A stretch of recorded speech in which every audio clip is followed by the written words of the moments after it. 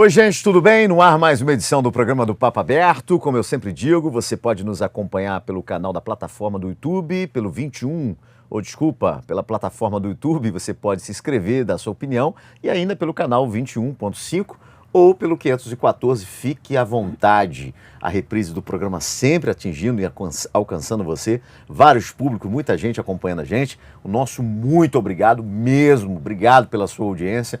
Esse programa que não deixa nunca de atender aí aos anseios e pedidos das pessoas em diversos temas que a gente vem abordando aqui, né? Nós vamos ter oportunidade, inclusive essa semana, de estar entrevistando o pastor Eli Vilela, falando sobre os 10 anos da Expo Cristã. Uma década de Expo Cristã aí, atingiu aí Angra dos Reis, caiu no gosto do povo, não só do público evangélico, mas também de muita gente que vai para assistir a Expo Cristã porque gosta das músicas evangélicas, dos pregadores, gosta também de estar participando com o público evangélico. É muito bacana. Então, esse ano não foi diferente. Foram 3 dias de evento, maravilhosos eventos. Parabéns aí, que ocorreram aí nesses 3 dias. Teve também para a criançada o Momento Kids, né, no sábado à tarde. Foi muito legal, muito divertido. Eu tive a oportunidade de apresentar essa 10ª edição. Apresentei a 9ª edição ano passado. Também foi uma benção, foi muito legal. E é assim, o programa Papo Aberto interagindo, conversando. E essa semana a gente conversa com o coordenador do Conselho de Pastores, né? Presidente do Conselho de Pastores e coordenador da Expo Cristã, pastor Eli Vilela, que vai estar aqui conversando com a gente. Hoje eu quero falar sobre gestão escolar, né? A importância de uma boa gestão escolar, como tratar isso, como observar uma criança, por exemplo, que dá traços, sinais de ser atípica, como observar uma criança que não teve o aprendizado, como melhorar a sua escola após, né, a pandemia. Eu conversava aqui com ela, que vai bater um papo com a gente, sobre quantas escolas, quantas unidades escolares, quantos comércios, quantos empreendimentos fecharam as portas por conta da pandemia e não voltaram, né? Alguns quebraram mesmo. Eu trabalhava, por exemplo, numa emissora de televisão, a emissora, infelizmente, decretou bancarrotas, porque não conseguiu sobreviver. Qual é a veia de uma escola? Qual é a veia de um empreendimento? É justamente os investimentos que vão ocorrendo. E quando isso não acontece, acaba fechando as portas. Para falar sobre esse assunto, eu vou conversar com a Flávia Inácio. Eu chamo de Flavinha, ela que é gestora escolar, advogada, né, agora seminarista teológica. Eu não sei mais o que a Flavinha é, mãe de 2 lindos filhos. Flávia, é satisfação recebê-la aqui, tá? No nosso programa. Imagina, o prazer é todo meu. Boa tarde a todos. Muito obrigada pelo convite. É sempre um prazer te atender. E vamos tratar desse assunto tão importante, principalmente agora, né? Pós-pandemia, as crianças voltaram para um novo ciclo, uma nova era na fase da educação. O mundo da mídia está aí tomando conta e a gente precisa realmente estar atento a isso. Flávia, muitas escolas fecharam pós-pandemia, não conseguiram se recuperar, né? Muitos, não só escolas, mas empreendimentos de modo geral, fecharam suas portas, não conseguiram se recuperar por conta da perda, enfim, de alunos, pais que ficaram desempregados, não conseguiam pagar a escola, né? Empreendimento, eu falo de empreendimento de uma unidade escolar, mas de um modo geral. Como enfrentar isso? Uma boa gestão de recuperação econômica para o empreendimento que seja ele escolar, seja ele mercadológico, enfim, mas como recuperar, como ter uma boa gestão pós-pandemia? Como é que você viu isso? Eu atribuo muito, principalmente dentro do período da pandemia, a transparência, porque eu lembro que nós tínhamos ali cerca de, não me recordo agora o número, mas assim, mais de 200 funcionários naquele momento. E eu entrava às vezes em pânico, eu dizia, meu Deus, eu vou chegar em dezembro sem dinheiro para 13º, como é que a gente vai pagar, como é que vai ser isso?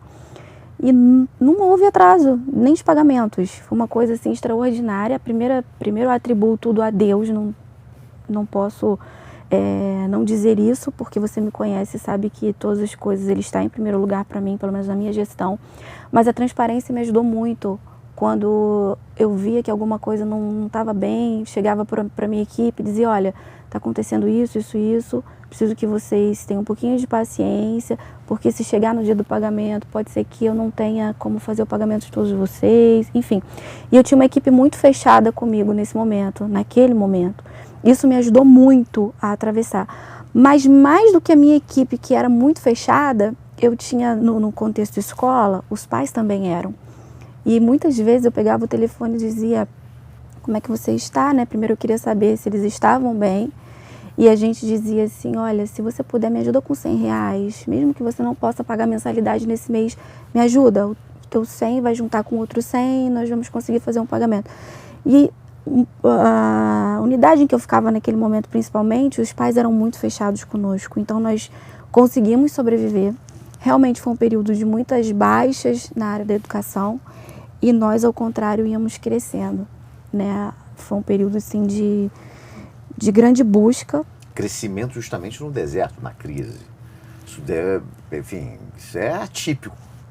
Porque a gente fala aí da pandemia de 2020, 2021, 2022 começou a dar uma clareada, mas 2020, 2021, uma loucura. 2020, então, a meados de 2020, você não via ninguém na rua. Não via.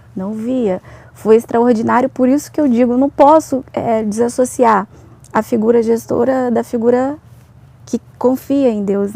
Não consigo fazer isso. Mas é o que você falou mesmo. Naquele ano, no ano anterior, nós tínhamos assumido 2 empreendimentos grandes. Nós tínhamos mudado uma unidade de endereço. Uma delas tinha ido para o shopping em 2019, no final de 2019. Escolar. Exatamente. Uma tinha ido para o shopping, que em termos de gastos, assim, né, nem preciso comentar sobre isso. E a outra, nós tínhamos aberto uma outra unidade em 2019. Então você imagina o risco, você com uma unidade dentro de um shopping, uma unidade nova, que a gente tinha acabado de absorver com 30 a 60 alunos. 60 alunos, 30 eram pagantes, 30 não eram pagantes. Além dessa do shopping, é que você fala da Ribeira? Ribeira, ela começou com 30 e alguns alunos pagantes, tipo mensalidades assim, muito baixas, que eram simbólicas. E hoje a escola está chegando aos seus 500 alunos. Foi uma explosão. E esse crescimento, ele foi muito grande dentro da pandemia. Porque as escolas, o que a grande maioria queria fazer? Ela apoiava, eu quero dizer de maneira geral, a nível Brasil mesmo, apoiava aquele momento de as crianças precisam estar dentro de casa, as crianças não podem sair, enfim. E a gente conseguiu driblar muito bem isso, no sentido de continuar cuidando dessas crianças, mesmo à distância. Nós fazíamos um trabalho onde havia uma escala e algumas crianças iam para a escola, e aí iam intercalando, iam alternando os dias que iam, mas não perdiam esse convívio, com todas as medidas necessárias para os cuidados das crianças. E os pais que estavam de fora viam essa diferença com quem estava dentro. Então a escola começou a crescer vultuosamente. Foi assim, extraordinário. Não chegou a esse número que a gente tem hoje. 2020 para 2024 a gente aumentou aí, a gente praticamente dobrou o número de 20 para 24. Mas voltando a... De 20 para 24? De 20 para 24, porque em 20 a gente chegou aos 250, daqueles 30, hoje está chegando a 500. Vocês chegaram a fechar alguma unidade escolar? Não. Não chegaram. Nós na realidade, não é que nós fechamos, mas isso foi no ano passado. Nós unimos 2 unidades. Porque nós tínhamos uma unidade de educação infantil na Verome e tinha uma outra unidade que funcionava o Fundamental 2 e médio apenas. Então tinha uma unidade que era muito grande, com horário ocioso, e tinha uma outra que continuava crescendo. A educação infantil ia ficando num espaço que já não era mais para educação infantil. E aí os pais queriam continuar ali, o Fundamental 1 ia pular um, e aí foi ficando. A gente entendeu que não cabia mais e aí decidimos levar para outra unidade no espaço próprio, no espaço maior. Aliás, os 2 espaços já eram próprios, mas assim, há uma grande diferença de tamanho, né, com relação à unidade. Então hoje as 2 funcionam no mesmo local, mas não necessariamente, não foi porque fechou, mas houve uma fusão ali por necessidade de crescimento mesmo. Gente, estou conversando com a Flávia Inácio, ela que é gestora escolar, e um ponto que é muito importante, não é só cuidados com os alunos, mas de certo modo, um empreendimento intelectual, né, para quem vai e se presta a estudar e se preparar. Nós passamos por esses 2 anos de pandemia, muitas escolas que fecharam as suas portas não voltaram. né? Eu estou perguntando a ela justamente isso, qual é o milagre. Antes de mais nada, eu quero agradecer a presença do Oswaldo, que está ali no Twitter, junto também com o Thiago Poli. Pedi até meu amigo Thiago Poli fazer um videozinho para a gente depois divulgar aqui a nossa participação. Esse ponto, a carga tributária é muito difícil de encarar, porque você falou, puxa, vou fechar, pandemia, ainda tem que pagar, né, a folha, que é 200 funcionários, você está falando aí, 200 funcionários, né, tem 13º, né, tem um terço de férias, tem não sei o quê, tem o quê. Eu vejo muitos empresários que sentam onde você está sentado aí, fazendo a mesma reclamação. A carga tributária é horrível no Brasil, é pesadíssima e a gente cumpre a lei, óbvio, né, mas é muito pesada, principalmente para quem está iniciando um empreendimento. Como é que você lidou com essa carga tributária? Então, eu tenho um ponto ao meu favor, né? Você sabe, eu atuo também como advogada e, por acaso, também na área tributária. Então, assim, eu consigo, para mim é um pouco mais fácil enxergar essa questão de Simples Nacional, lucro presumido, lucro real. O que me atende melhor? Porque, assim, o que eu percebo, na grande maioria das vezes, com pessoas que conversam comigo a respeito, que tem uma noção, assim, ou melhor, uma ideia de que você abrir uma escola, por exemplo, é você receber uma mensalidade, pagar seus funcionários, ter o seu lucro e vida que segue. E isso não existe. A carga tributária, ela é muito grande. Então, se você tem essa noção de que gerir uma escola não se resume ao pedagógico, ao administrativo, receber e pagar, aí você consegue ter um fôlego melhor. Porque você consegue mapear, peraí, onde é que eu posso reduzir os meus custos? O que me convém nesse momento? Vou trabalhar com Simples Nacional, tá me atendendo? Beleza, qual é a minha carga? Vamos aí, uma alíquota 6 a 8%? Mas e se eu pensar no lucro presumido, vai me atender se a minha escola deslanchar? Caramba, não, preciso parar, sentar. Vamos lá, PIS, COFINS, como é que eu vou pagar isso? Qual é a alíquota que eu tenho? Como é que eu vou trabalhar dentro de todos os padrões legais? Porque assim, a gente ainda tem esse problema também, né? Pra gente é muito mais difícil, porque você sabe, você conhece o nosso trabalho, você sabe que nós temos ali todos os tributos para custear. Mas muitas escolas não têm, porque não tem esse comprometimento legal, vamos dizer assim. Muitas escolas, inclusive, seja a nível nacional, não tem nem autorização de funcionamento. Então, isso compromete o trabalho de escolas sérias. Isso é muito ruim para as escolas que estão trabalhando com seriedade. Porque se você for andar ali bonitinho, fazendo tudo certinho, é muito alto. O custo é muito alto realmente. Mas você precisa analisar o seu cenário. Como é que eu vou trabalhar? Como é que eu vou gerir isso aqui? Vamos continuar no simples? Vamos para lucro real? Isso tem diferença no final? Muita diferença. Entendi. Muita diferença. Porque, por exemplo, se eu sou Simples Nacional, assim, pincel, né? Vou passar o pincel assim, tentar falar bem na prática.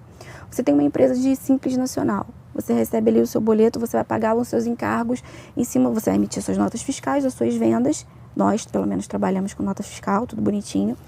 E aí, depende do seu negócio. Se você tem uma loja de insumos, se você tem uma loja de roupa, se você tem uma escola, as alíquotas são diferentes, podem ser diferentes. Mas a gente tem aí alguma coisa entre 6% a 8% mais ou menos. Então, você emitiu a sua nota fiscal, dá um exemplo, por exemplo, um pai paga uma mensalidade de R$1.000. Qual é a tua despesa com essa mensalidade? Você não vai receber R$1.000.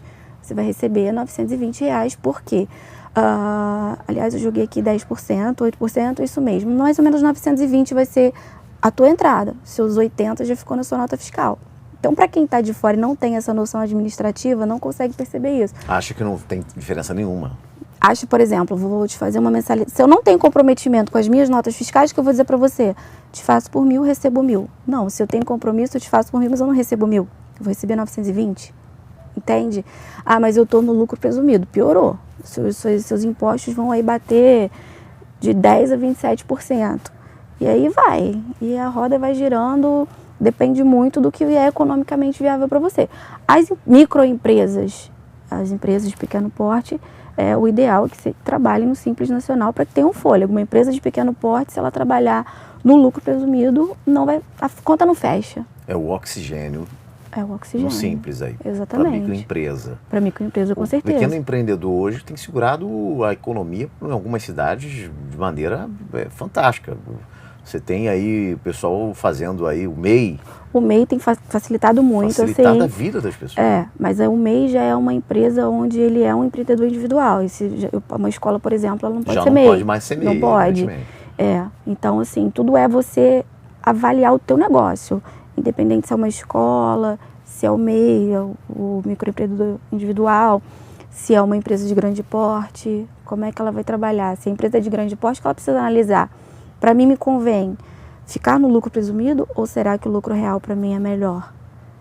É muito difícil ser um empresário no Brasil. Com As pessoas reclamam demais. Com certeza. Poxa, eu queria abrir um negócio no Brasil, mas o país não permite. Muitas empresas, inclusive nacionais ou multinacionais, não querem se instalar, porque eu me lembro de uma oportunidade que nós tivemos com um secretário de governo, na época, muito tempo atrás, e o empresário disse o seguinte: olha, eu trago a minha empresa para cá, eu vou gerar de 500 a 600 de cara empregados diretos, né, mais uns tantos aí indiretos, mas eu preciso da isenção fiscal.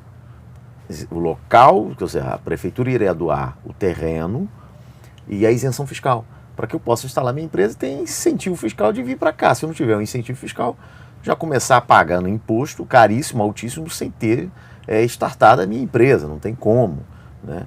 E aí eu me lembro que a gente não conseguiu trazer a empresa. Eu estava na época assessorando esse empresário, ele levou a empresa dele, pasme, para Itaguaí. Hoje funciona atrás da PRF ali, num ponto ali atrás da PRF. É uma empresa de luminária, vende para o mundo inteiro, e montou uma sucursal em Singapura. Diz assim, era muito melhor em Singapura, o imposto é lá embaixo, tem incentivo fiscal. Você acha que é isso que falta às vezes no Brasil? Com certeza, com certeza. Vamos lá, vamos pensar numa, sei lá, uma peça de roupa. Você compra uma peça de roupa, você tem o seu imposto, a loja tem um imposto, quem produziu tem um imposto. Vamos dizer que uma peça de roupa custe R$100. Para ser produzida e levada à venda, aquela peça ali já saiu a... Bom, difícil fazer um cálculo grosseiro assim, mas são impostos para você comprar os seus insumos, são impostos para você produzir, são impostos para você transportar, impostos para quem vende e para quem paga. Quando você soma tudo aquilo ali que ficou pelo meio do caminho, encarece o produto, o consumidor final paga um valor exorbitante e a conta não fecha. Por exemplo, você tem aí uma... Eu estou pedindo as palavras aqui, mas vamos lá. Essa parte da peça, não só te cortando, mas essa parte do produto em si, eu sei porque um amigo meu tem uma loja e ele falou assim: Jonta, eu compro a peça de roupa, ele deu um exemplo, a R$100, por exemplo. Compra R$100, aí eu coloco 25%, 30% de lucro. Então a peça de 100 passa para 130, mas aí eu tenho um imposto, 27% de imposto. Tem que jogar sobre o imposto. Paga para vender. Ele falou assim, aí quer dizer, o resultado final disso, o produto final, o valor final disso, é uma peça de quase R$200. Muitas pessoas não entendem, por exemplo, eu não consigo entender por que na loja tal um refrigerador custa, sei lá, R$3.000, mas eu entro na internet e consigo comprar por R$2.500, R$2.000.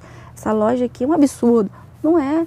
A loja precisa pagar o aluguel, ela precisa pagar o funcionário, ela precisa pagar os tributos dela, ela precisa pagar FGTS, ela precisa pagar INSS. O que está pagando ali é essa diferença. A internet não tem FGTS, a internet não tem INSS para pagar.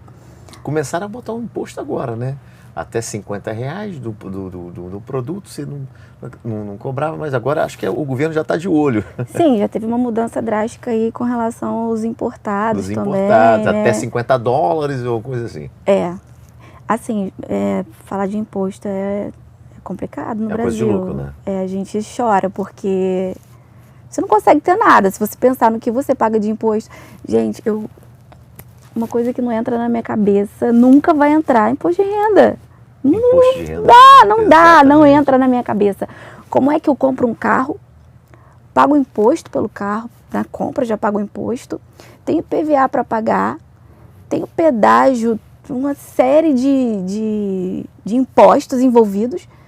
E aí lá no imposto de renda ainda tem que pagar o imposto de renda, estou pagando, comprando a gasolina que por si só, com Já sua tá natureza, e ela já tem o seu imposto ali, né, gigante. Tudo é composto de impostos. O que eu pago já é metade imposto. ICMS, por aí vai. E por aí vai, exatamente. Então, assim, eu já estou pagando imposto em tudo que eu faço. No final, ainda pago imposto de renda. O que sobrou de verdade? Por que existe tanta pobreza no Brasil? Exato. Por que existe tanta gente desempregada? Na minha cabeça, é tão fácil responder essa pergunta, porque, assim, quem está empregado quer ter mais direitos do que aqueles que já são pertinentes ali da categoria, da sua categoria. Mas quanto mais direitos quem já está empregado tem, menos pessoas empregadas terão. Por quê? Se eu tenho uma empresa que eu tenho fôlego para ter 100 funcionários, por exemplo, digamos que seja uma grande empresa, se eu preciso modificar minha folha de pagamento desses 100 funcionários por novas aquisições, vamos dizer assim, eu vou deixar de ter 100, eu vou começar a ter 90 para a conta fechar igual, porque senão a conta não vai fechar. Se antes eu pagava 100, agora eu vou pagar 120. Então, para manter 100, o que eu tenho que fazer? Tem que tirar funcionários. É assim, eu tô falando... É onde gera o desemprego. Gera desemprego. Então, assim, é muito mais fácil você ter menos impostos para pagar e mais pessoas empregadas do que mais direitos, vamos dizer assim. Gera economia, move a economia, porque o cara que está empregado vai gastar. O caso, por exemplo, de inadimplentes, tivemos muito isso no Brasil na pandemia. Foi uma enxurrada de campanha, não saia para trabalhar. Mas se o cara não sai para trabalhar, não gera economia, ele não vive porque não recebe, e ficou uma loucura. E aí, falando de unidade escolar, ficou pior ainda, porque você tinha as aulas aplicadas de forma online. Uma loucura aquilo. De forma online. A escola entendia que o cara, algumas escolas, né? Entendia assim, poxa, mas não pode ser o mesmo valor se o funcionário também não está presente, né? E não foi o caso da unidade que você está falando, mas outras escolas acabou que o pai virava inadimplente porque também não recebia para poder pagar. Como lidar com inadimplência no Brasil, que é um índice altíssimo e é uma das causas que leva, inclusive, a fechar a porta de muitos empreendimentos? Com certeza. A engrenagem, ela não gira. Aí eu volto lá na questão do... Falo, foi milagre, porque eu particularmente não vivia essa inadimplência tão grande. Vivi, mas assim, não no nível que eu esperava. Eu esperava 80% de inadimplência e na verdade eu tinha 20%. Foi um ano de milagres para minha vida, eu presenciei muito isso. E a engrenagem, ela precisa girar. Então, assim, é muito complicado você pensar. A inadimplência por exemplo, aí a gente volta lá para a questão da gestão, porque quando você pensa em gestão escolar especificamente, você tem que pensar em 4 pontos muito importantes. Você tem que pensar no pedagógico, você tem que pensar no financeiro, você tem que pensar no administrativo e nos recursos humanos. A gestão, ela tem que olhar todo esse topo. Dentro do pedagógico, eu tenho aqui a coordenação, a orientação pedagógica, psicopedagógica, que vai dar todo o suporte voltado exclusivamente para o pedagógico, para o aluno, para a família, né, os docentes, discentes. A gestão não. A gestão, ela está olhando para a contabilidade, ela está olhando para as contratações, ela está olhando para as demissões, ela está olhando para o fluxo de caixa, receita, saída, ela está olhando tudo, né? Então você tem ali toda uma, realmente, por isso a questão da gestão, ela não pode olhar só para a questão pedagógica. E aí você tem que olhar, por exemplo, consigo analisar que de junho a outubro são meses de grande baixa na escola. E acredito que eu possa dizer nas escolas. Isso de um modo geral? De um modo geral. E aí, um dia desses eu fiz esse comentário, eu falei assim, bom, eu tenho que estar preparada para quando chegar em julho, agosto, eu sei que a minha inadimplência, ela aumenta, assim, vultuosamente. Por alguma razão que acontece muito isso, pelo menos em Angra. Você já detectou isso? Já. Isso é análise de junho a anos. agosto. Exatamente. De junho a setembro, outubro começa a melhorar um pouquinho, mas começa junho, você começa a aumentar a inadimplência. Julho e agosto é aquele mês que você fala, Deus me ajude. É isso. É isso. Por alguma razão, Deus julho me e ajude. agosto. Deus me ajude. Mas e aí você começa, vamos olhar para o cenário de Angra. Vamos pensar em Angra. O que move a economia de Angra? Qual é o perfil dos meus pais? Quando eu digo meus, eu estou dizendo escola, independente de ser lá nas nossas unidades ou de ser outra escola, mas nível Angra. Que eu tenho que pensar, a grande maioria que mantém as escolas em si são dependentes de prefeitura, são dependentes do comércio, são dependentes da pesca e das grandes empresas. Né? A gente tem aí Eletro, Brasfels. Mas aí você olha para o comércio, eu vou pensar no meu pai comerciante. Pergunta para ele qual é o pior mês do comércio. É o mesmo cenário. É o mês que ele não bate meta. É o mês que ele não teve comissões expressivas. Se acerta lá, acerta você. Acertou lá, acertou cá. Efeito dominó. Efeito dominó. E aí eu tenho as ilhas. Qual é o maior período de movimento das ilhas? Final de ano. Verão. O que eu tenho junho e julho? Inverno. A ilha está parada. Então, meu pai, que é da ilha, ele vai ter uma dificuldade de girar o comércio inteiro da cidade. Por sua natureza, o pessoal dos flex começam a diminuir a sua rentabilidade, o comércio começa a ser atingido e aí vai. Efeito cascata, não tem erro. Mas isso a gente precisa analisar quando? Lá no início do ano. Eu preciso estar preparada para chegar em junho e ter um fluxo de caixa que me permita ultrapassar aquele período ali de queda, para que quando chegar em outubro ali, começa aquele grande movimento de novo, o pessoal do verão aí começa já a voltar, turista, o turismo já começa a ficar mais fortalecido. A gente tem que analisar qual é o período de pesca, qual é o período que está tendo maior movimentação para a área da pesca realmente, qual é o período que está funcionando melhor para aquele pai ali que é da logística dessa pesca. Um dependendo do outro. E não tem jeito. É o período. E se você identificou esse período, como é que você faz então para amenizar, minimizar o impacto na folha? Pois é. Porque agora você sabe que você vai ter aí, sei lá, você está aqui 30%, 40% de inadimplência naquele período. Se não mais. Ou mais, né? Pelo mapa de impacto que você montou, Sim. vendo ali o cenário e tal. E com essa justificativa, inclusive. Sim. Como é que você faz? Dá um segredo aqui pro pessoal que está em casa, porque provavelmente alguém que tem o seu empreendimento assim, caramba, essa menina tem razão. É justamente nesse período aí que fica ruim no meu empreendimento, independentemente de ser unidade escolar ou não. Mas é um Sim. ruim.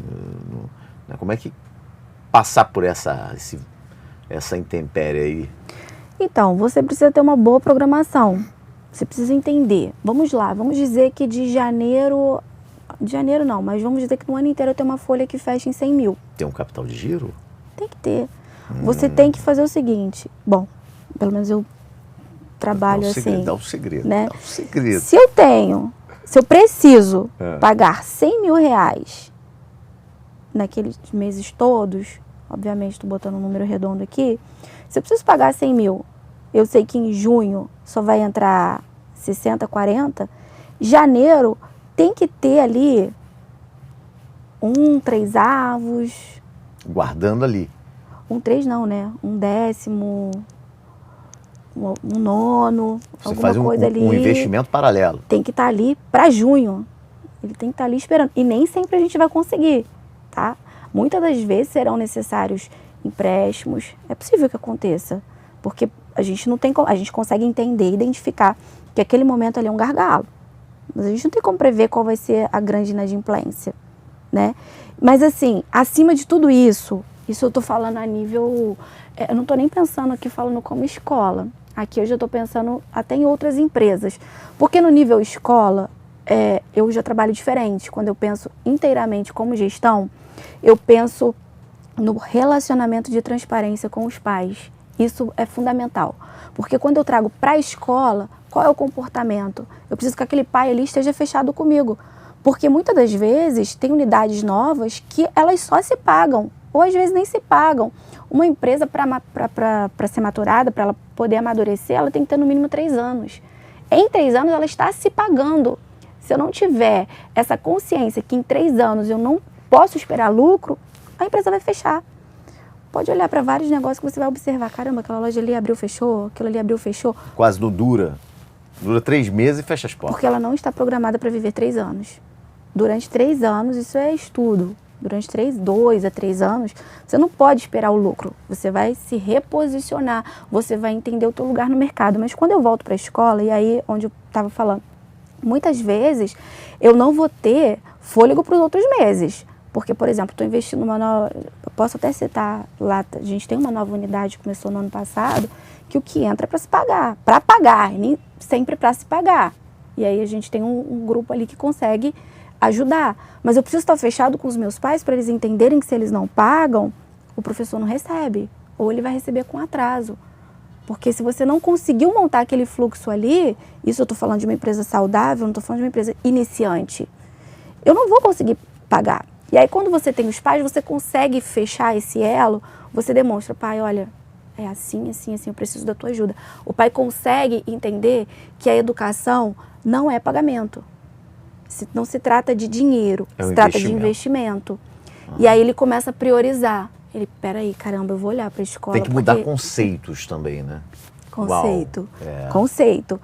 E na região, na nossa região, região sudeste, Rio de Janeiro, quando você começa a comparar com outros estados, é uma discrepância muito grande na forma de visão com relação à educação.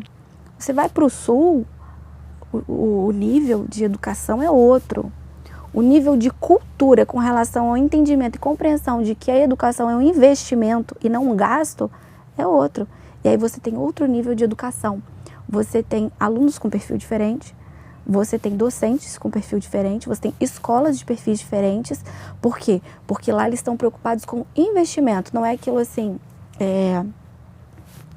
fatalmente já ouvi isso, tem que mandar meu filho para a escola porque senão eu vou preso pelo, sei lá, vão chamar o conselho tutelar. Obrigatoriedade, debaixo de lei. Exatamente. É tipo, não consegui vaga na escola pública, então agora eu tenho que procurar uma escola particular para colocar. Ele não está pensando, caramba, se eu conseguir preparar meu filho aqui, se eu conseguir dar bases sólidas, lá na frente ele vai se tornar um ser humano. Porque nós, especificamente, falando das nossas escolas, nós sempre falamos isso. Um aluno, ele nunca foi um cheque, uma mensalidade, e nunca será. Primeiro, ele é uma vida que precisa ser cuidada, ele está sendo preparado para ser humano, ele está sendo preparado para o futuro, ele não está sendo preparado só para uma faculdade. Nossa preocupação é que ele seja excelente, sim, mas que ele seja, sobretudo, um excelente ser humano. Eu não vou me atentar à questão de que ele seja só um excelente aluno que vá para o Enem e me dê melhor nota. E pode ser uma péssima pessoa. Excelente aluno, mas uma péssima pessoa. Pois é, aí você tem que olhar quais são os seus princípios, quais são os seus valores, qual é a sua missão, qual é a sua verdadeira missão no teu ambiente de trabalho, dentro da escola, qual é a tua visão. E aí tudo isso precisa ser mapeado, tudo isso precisa ser pontuado pela gestão. E ali ela vai encaminhando, ela vai direcionando os pontos. Mas, acima de tudo, dentro do ambiente escolar, eu acho que a afetividade ela faz toda a diferença. Não adianta você ser a escola número 1 no Enem e você ter alunos frios, você ter alunos que você não conhece pelo nome. Isso é uma coisa que a gente sempre fez questão. As famílias precisam ser conhecidas como pessoas, famílias, não como clientes. Nós não conseguimos trabalhar assim, nós não trabalhamos assim. Os nossos alunos são pessoas. Olhar através daquilo que eu estou vendo na minha frente. Eu preciso olhar para o meu aluno e ele não é o meu cliente. Ele é meu aluno, agora ele faz parte da minha família. Ele não é um cheque. Ele não é um cheque. Não é e nunca será. Então, essa visão, quando a família entende isso, ela muda o comportamento de visão da família para com a escola. E aí você tem uma parceria, você estabelece um elo forte. Aí eu consigo te responder talvez mais claramente o que aconteceu na pandemia. Por que a gente crescia? Porque esse elo ficou mais transparente. Os pais conseguiam ver que não era sobre pagar a mensalidade. Mas era sobre o investimento. Era sobre investir no futuro. Entende? Flávia Inácio falando sobre gestão escolar e dando uma dica na questão de como sair dos apertos e principalmente em momentos de dificuldade para que o seu empreendimento não decrete bancarrota, você termine endividado. Ela que é especialista em gestão escolar, entende bem vive isso, respira isso. Eu até esqueci aqui, desculpa a falta de educação, mas está aqui nos bastidores a Paloma, que é assessora da Flávia, batendo aqui, acompanha, batendo as fotos, fazendo a parte de comunicação. Flávia, eu quero te agradecer. Imagina. É um aprendizado, né? E muita gente que está em casa poder entender como não se perder em meio a tributos, a questão de dívidas, né? Capital de giro, um orçamento saudável, enfim. Então, foi tudo isso que nós falamos aqui. E você aqui, mais do que abrilhantou, mas deu um seminário aqui pra gente, nesse aprendizado aqui. Sucesso para você. Obrigado por você estar aqui com a gente, tá? Imagina, doutora, que agradeço pela doutora. Oportunidade. É sempre um prazer estar aqui com você de casa. Muito bom poder falar um pouquinho da nossa história, né? Porque muitas pessoas olham o todo, olham a fachada, mas não sabem o que acontece atrás das cortinas, né? E é realmente um desafio, no Brasil principalmente, aquilo que a gente já falou, né? Quando você pensa em tributos, quando você pensa em escola como negócio, não é fácil, nem um pouco fácil, mas a gente tem uma missão, né? A gente tem uma grande missão e nós precisamos ter esse cuidado com o aluno efetivamente, né? Não pensar só como um negócio, porque educação não é uma loja, a educação ela não, embora seja uma prestação de serviços, mas não dá para chamar de cliente. Não dá para ser ali o prestador de serviços. São muitos sentimentos envolvidos, né? A afetividade ela é fundamental nisso. É a gente se envolver nos problemas da família, a família entender quais são as nossas dificuldades também e estabelecer esse elo. Isso é muito importante para a gente. Falou não a doutora, falou a mãe, Flavinha, né? Mãe. Ela que é mãe, tem 2 filhos aí abençoados aí. Flavinha, obrigado por você estar aqui com a gente, doutora Flávia. Uma honra recebê-la aqui. Chamei de Flavinha porque é uma amiga de longa data, mas é a doutora Flávia Inácio aqui com a gente, batendo um papo. Obrigado, Flávia. Sucesso. Volta mais vezes. A casa é sua, tá? Muito obrigada. Vê se aparece. Com certeza. Obrigada. Obrigada, pessoal de casa. Obrigada, Jonathan. E até a próxima, uma próxima oportunidade. Papo Aberto vai ficando por aqui. Meu muito obrigado a você. Fiquem todos na paz de Deus. Excelente dia pra gente, excelente noite, excelente tarde, no seu horário que você vai me assistir aí, seja no 514, no 21.5 ou ainda pela plataforma lá na playlist que a gente tem nos nossos programas do Papo Aberto. Tem uma playlist lá com os nossos programas, você pode nos assistir lá. Vários programas, várias entrevistas, inclusive ela já esteve aqui falando do livro que ela é coautora, participou aqui com a gente também. Então, voltando inclusive como subpauta, que foi a questão da defesa e direito da mulher, foi muito bacana o bate-papo. Enfim, esse é um programa totalmente eclético. Eu volto numa próxima oportunidade. Beijo no coração e a gente volta a se encontrar. Até lá.